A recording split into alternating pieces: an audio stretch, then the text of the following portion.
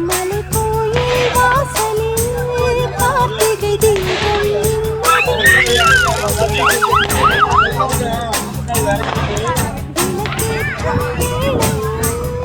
ஆனந்த கானம் சொல்லுதே.